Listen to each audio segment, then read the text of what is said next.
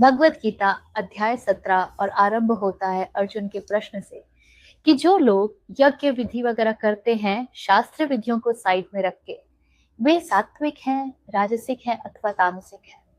और कृष्ण का सुंदर उत्तर सुनिए। कृष्ण इंट्रोड्यूस करते हैं कि श्रद्धा भी 3 प्रकार की होती है, सात्विक, राजसिक और तामसिक। इसको थोड़ा समझते हैं, क्योंकि हमने सात्विक श्रद्धा तो हमेशा समझा है कि श्रद्धा तो सात्विक ही होती है, राजसिक और तामसिक। तो आपने लोगों को कहते सुना होगा कि देखो, ईश्वर की इच्छा से ही पत्ता पत्ता हिलता है, वो जो चाहे उतना ही मिलता है, भाग्य से ज्यादा किसी को कुछ नहीं मिलता। ये लोग हैं तामसिक श्रद्धा वाले। जो तमस है, काम ना करने की इच्छा, आलस करने की इच्छा, उन सबको श्रद्धा के नाम पर बचा लिया जा रहा है।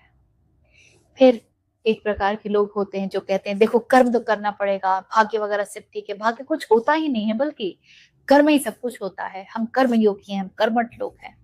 ये है राजसिक श्रद्धा वाले। अपने रजस को, अपनी भाग दौड़ को, अपनी एम्बिशन को श्रद्धा के पीछे छुपा लेते हैं।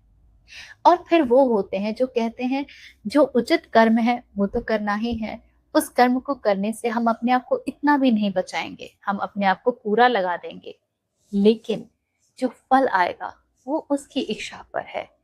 जिनके लिए कृष्ण कहते हैं कर्मण्येवाधिकारस्ते मा फलेषु कदाचन।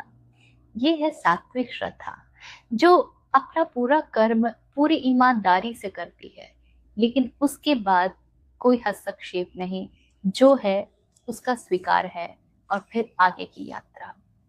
आपके जीवन में कौन सी श्रद्धा है और सात्विक श्रद्धा की ओर आप कैसे बढ़ रहे हैं? कमेंट्स में जरूर बताइएगा। धन्यवाद।